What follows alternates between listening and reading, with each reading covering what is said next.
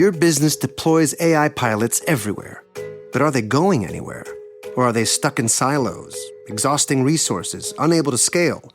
Maybe you don't need hundreds of AI pilots, you need a holistic strategy.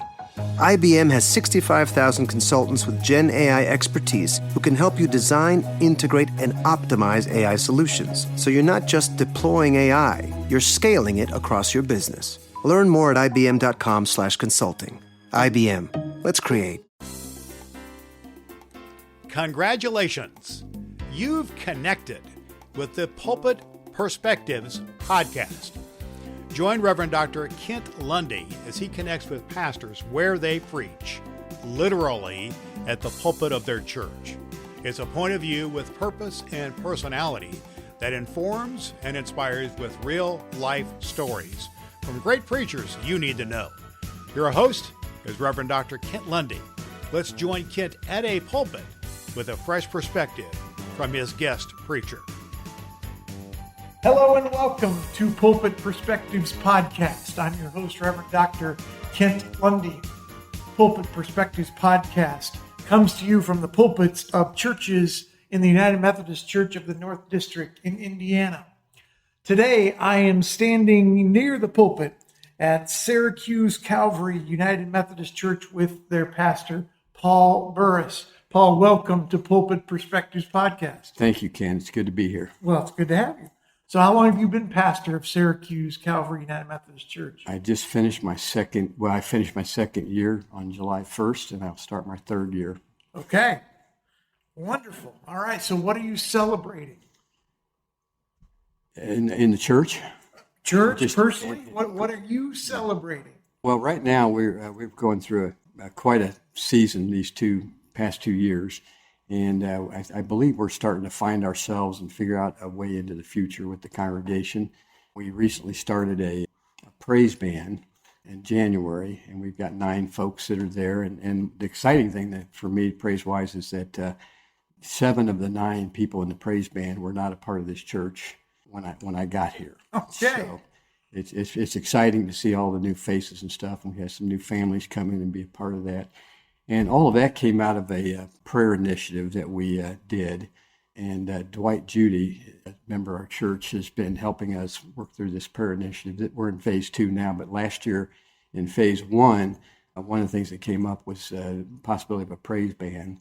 And so it's exciting to see some fruition come out of that particular prayer initiative. And the congregation is hesitantly excited about the possibilities of what this praise band means, but you can see it in their faces. They're excited that there's something new going on at the church. So excellent. All right. I'm a huge Dwight Judy fan, so he has helped me personally along the way. So yeah, good for you. He's been a blessing to us here at Syracuse Calvary. So. Absolutely. That's good to know. That's a lot to celebrate. Good for you. So who nurtured your call to ministry? Oh, that's a long story, Kent. Okay. I lived out in Colorado, and my father's a retired Methodist pastor, lives over in Fort Wayne. And so I grew up in the church, but as soon as I graduated from high school, I moved out to Colorado and got as far away from the church as possible. I imagine if that's how you'd want to look at it. But I didn't go back into church for 8 years. And once I got back into the church, I began to realize, well, actually, the reason I got back into church is because I began to realize that I was missing something in my life that I wasn't sure what it was. But then I began to realize that it was the connections that I had in the church as a youngster. And so once I got back into church, I started feeling some nudges and tuggings, and called my father up, who's the one who really nurtured me into it, and began exploring going into ministry. And when I was 32, I understood my call. When I was 33, I accepted my call into the ministry 32 years ago. So my father is probably the single most important role model I've had in my life that led me into the ministry. So, and what a gift he is. Yes. Yes. All right. So what do you do for fun? Oh, I'm an old hiker, backpacker, camper. We have a place out in Fort Collins, Colorado. I go out there every year. My wife and I do, and so I've explored every inch of Colorado. Lived out there 15 years, and go out there for 2 weeks every year and like to explore the mountains, know just about every inch of Colorado. I also have some family down in Tennessee, and I go down there every year for a couple weeks and do some hiking. And recently, my biggest exciting thing is for the last 8 years, 7 of the last 8 years, COVID kind of shot things down one year. But some friends of mine from high school, I go down to meet in Gatlinburg, and we've hiked Mount LeConte for the last. I took my 7th trip up to the top of Mount LeConte. So I still like to hike. I like to get out in nature and travel the United States and see new things. And so that's really where I'm at. I just love to travel. We've got a daughter out in Colorado Springs and a son down in Nashville, Tennessee, and I've got my oldest living with me. But at home, we live the parsonage, a beautiful parsonage out on the Camelot Lake, and I pretty much in the summertime live out in the back. And, Yes. and fish and just sit and stare at the water and talk to God a lot. So, so I learned a long time ago that the importance of respite and taking my time off and taking care of myself. Good for you. And so we do a lot of just getting away from the church and getting away from all the responsibilities that can gobble you up in ministry and stuff. So I find plenty of time to do that. So Good for you, as you should, as all of us should. Yeah. So what is your go-to Bible verse? For I know the plans I have for you. I keep being reminded that God has plans for me, even in the midst of what seems like chaos and stuff. I trust that God has a plan for me. It's not always been easy, but the older I get,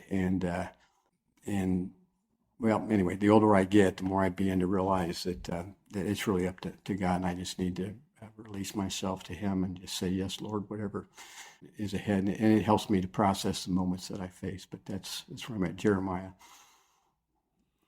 Those plans, yes, to be able to just lean into that and to say, okay, here I am, Lord. Yes.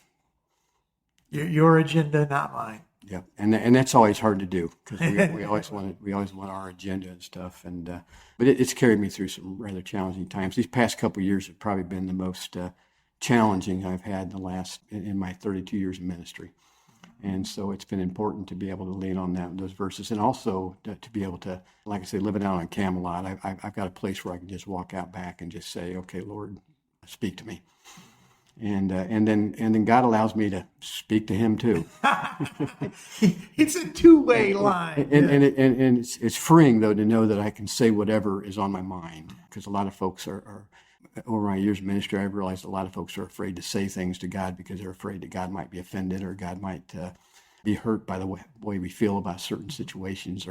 But I've grown to just really lean on God and say, Lord, this really stinks, and I just need your guidance and your help. And then I have to learn to sit and listen to what God's plans might be for any given situation.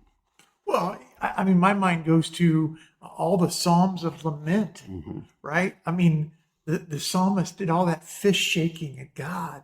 I mean, that's a holy thing. It is, and it's real. And I've learned that when you try to bottle up and hide it, that things will only get worse because you just can't process it on your own. And so I've just learned to just kind of talk. I'm a talker first, and then I listen, but at least I've learned to listen, and I think that's probably the biggest growth I've had in my life. Learn to listen. Yes. That might be a Lenten sermon series someplace in there. Learn to listen. Wow. Well, I've been trying to tell my congregations that for a number of years now, that we have to listen, and then trust. Right. It's one thing to listen, but if you don't trust, it's doesn't do any good to listen. Yeah. Okay. So who or what keeps you humble? My wife. Okay. Say more. My wife. Well, basically, she. I won't say she questions what I do, but she's curious. She's curious about the aspects of my ministry, and she's also invested 100% in what I do. But it doesn't take away from the fact that sometimes things are just overwhelmingly challenging, and she will call it like it is at times and say, it's okay to be frustrated, and let's be frustrated together. Let's work through this and try to process. And so the two of us, it humbles me that God would have brought someone. This is my second marriage, and it humbles me that God has brought someone into my life that is so invested in me and so invested in the church. She is a huge part of my ministry. And so that's what I mean by humbling. I know I'm not in it by myself, and it brings me back down to earth to realize that there's two of us in this. And so it allows the two of us to try to process how we're going to move forward in whatever situation we find ourselves in. And I hear in that the gift of that humility that you're accepting. Absolutely. Right? That no, we're in this together. We're rowing in the same direction. That, yeah, you're still letting me know what you think about things. Yes. Especially when it's different from what I'm thinking about things, but we're in this together. Exactly. In this together, and it's okay for us to share our frustrations about life and ministry, and just realizing that things may not change right off the bat, and they may not change ever, but that we're here together to try to process what that means and how we move forward in the reality that we find ourselves in. What a gift. Yes. All right. Well, if you only had one preacher to listen to the rest of your life, who would that one preacher be? It's the one that's been preaching to me all my life, is my father. Okay. And I mean it seriously. Yeah. Every church I've been to, I've always invited him because I want other folks to hear what I already know. The wisdom that comes out of this person is what's guided me. And and like I say, I've heard him preach all my life because as a child he preached to me, and that's how we kids feel about it. You're preaching to me, but in reality, what he was doing was teaching me some life lessons and how God works through that. But I could listen to my father preach time and time again, and I just absolutely love his advice and love the way the Lord speaks through him and to other people. So, okay, Papa Burris. Yes. Okay, got it. So who are you, Mary or Martha? Oh my goodness. Sometimes both. Sometimes I'm just so busy running around doing things to prepare myself for things. Sunday mornings, I need to sit back and listen more. But I spend most of my time trying to prepare for the Lord to come into the lives of the folks that come into the sanctuary. When I know that I need to, sometimes I do, I go down and sit in my office, close the door for 5 or 10 minutes and just try to get away from everything. Because as a pastor, there's a lot of people vying for your time. And I'm not always saying wisdom either. Yeah. Sometimes it's just for your time. Yeah. And so I'd say both, a little bit of both. It depends on the situation. Yeah. Which, a little bit of a trick question there, but Yes. I agree that there are times to be Mary and just sit and be still, and then there's times to say, well, wait a minute. No, we got to work out our own salvation here, folks. And there's things to be done, Right. And it's not going to get done on its own, Right. And probably more so Martha, but like I say, living out in Camelot and having that back space out there has allowed me to be Mary a lot more than I've had an opportunity to do in a long time, to be able to just kind of sit and say, okay, Lord, and sometimes I just sit for hours and just stare out and listen to whatever God wants me to listen to. Okay. All right. So pretend with me for a moment that you're going to go axe throwing. All right. Right. So you're going axe throwing. Who from the Bible are you taking to go axe throwing with you? Probably David. He's got a pretty good slingshot move. I think I'd let him try to do that. But now David's always been one of those characters that I can relate to because he's shown all different sides of human nature. But his ability at the end, and I'd like to think I've come somewhat full circle in that end, his ability in the end to realize that God is in control Just kind of humbles me too, to think that, yeah, we can come from different backgrounds. We can come from messed up backgrounds. We can be screwed up and have done all kinds of things, but God is still working with us and still going to make something out of our lives, whether we fight him or not sometimes. And so I've just learned to kind of let go and let God be in control as much as I can. Okay. So in the moment of throwing axes with David, you mentioned his aim with the slingshot. Yes. So what advice do you think he would give you that imagine you're there, I don't know what they call it, the axe throwing alley. You're there. What is the key to good axe throwing according to David using your imagination, you think? First off, know where your target is. Okay. That's good. Yeah. Where am I aiming? Okay. Right. Yeah. And then the second thing that comes to mind to me, I've thrown darts over the years, is to know when to release that. The that axe. release. Mm-hmm. Because if you don't release it at just the right time, you're going to miss your mark, and it could hurt folks. Yeah. So the important thing is to know your target, know your audience, know what's going on, and then try to figure out exactly what it is you're trying to hit, and then hit it, release it at a time when you know you're going to be able to hit that mark, and that's easier said than done. Yeah, I can imagine that's a lot of trial and error. Mm-hmm. Yeah. Yes. But the release, the release is the key to hitting your target. Wow. There's got to be a sermon in there someplace. It probably is. All right. So what's your favorite church season? That's probably a tough one. I think I get more excited about the Christmas season, and I think that's probably pretty much human nature too, because the Christmas season is filled with celebration. When the Easter season, you got to go through the cross to get to the celebration. Okay. Right. And sometimes I'd rather just not go through the cross. I'd rather get to the celebration, and that's what Christmas is. It's a celebration of new life. It's a celebration of someone coming into your life that can bring joy and happiness. And it reminds me of when my kids were born, knowing that, wow, this is something new. This is something to treasure. This is something to try to. This is something that is part of you, and then trying to figure out what to do with it. Because then after the Christmas season, then you got to figure out what to do with this new life that's been introduced.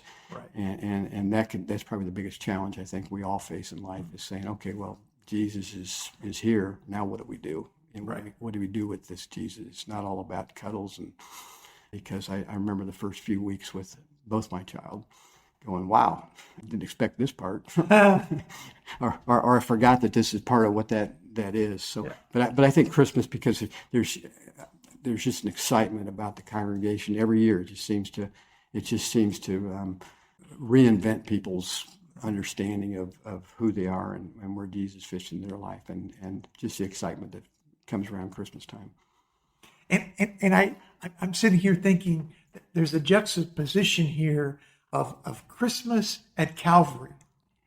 that here you are, gotcha, yes. Being the pastor at Calvary United Methodist Church, celebrating Christmas at Calvary. That's the gospel narrative that forces us to deal with that, right? To deal with those realities. But then we forget that Easter Sunday is the Christmas at Calvary.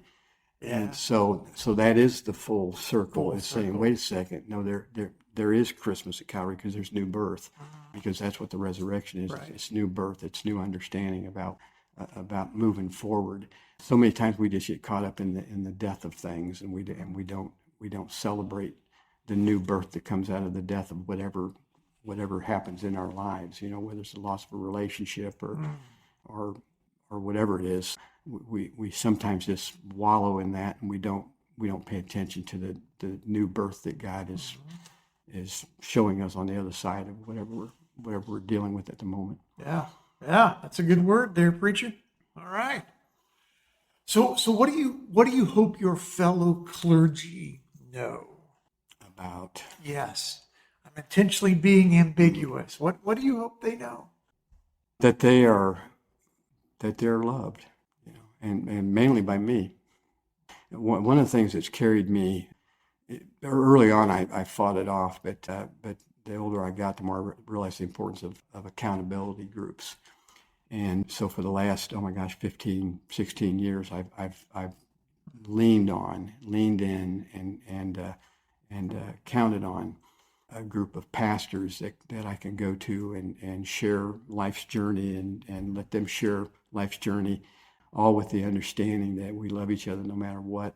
We're there to support each other no matter what. And so I think, to me, the connection that clergy understand that we're all connected. We're connected by God first and foremost, but we're also connected by being United Methodist, and that we're here to support each other. We're here to love one another. We're here to, I always hate the word hold each other accountable. That's part of nature, but sometimes holding each other accountable can be abusive in some realms. Right, absolutely. But I've not experienced that much. I mean, when I think of holding each other accountable, it's just sharing with someone what you're going through, what your plans are to make through, and then to hold each other accountable on those plans, on what your next step is and stuff. So someone say, well, Paul, how are you doing on that last thing we talked about a couple weeks ago? And then going, oh, wait a minute, that's right. Yeah, thank you. We're not here just to talk. Right. We're here to share and lift each other up. So to me, I think probably the biggest and most important thing is connection, is that we're all connected. And I do that with I tell my congregations the same thing. That's the first and foremost. We need to learn how to be connected with one another, and then take those connections and find ways to connect ourselves with our families, with our workplace, and in our community. So That's a good word. I too hope that your clergy colleagues know that they're loved and connected. All right. Well, last question, and I appreciate your time. Mm-hmm. So when you think about the future of your time being pastor here at Calvary, what three words come to mind when you think about that future? Possibility, love, and hope. Possibility, love, and hope. Yes, because the possibility is what lays ahead.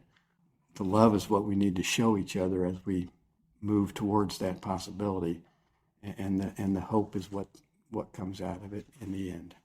I like it. And so I'd like to wrap up my season of ministry, which will be about 34 years when I retire, unless of course God wants me a few more years. But I'd like to wrap it up knowing that I have accomplished what God has set out before me, but not that I've just accomplished it, but I've done it in a manner that pleases God, and that touches people. Yes.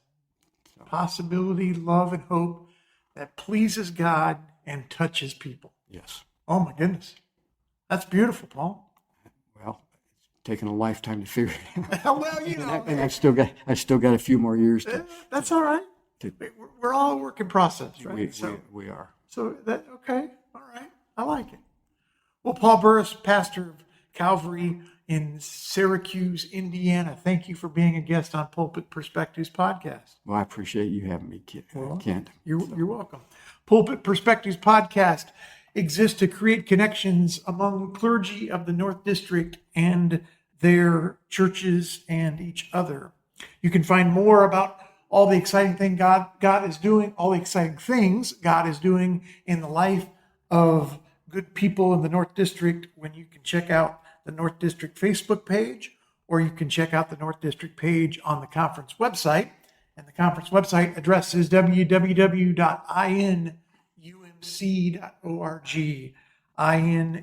inumc.org. God is on the move in the North District, and we want you to join us.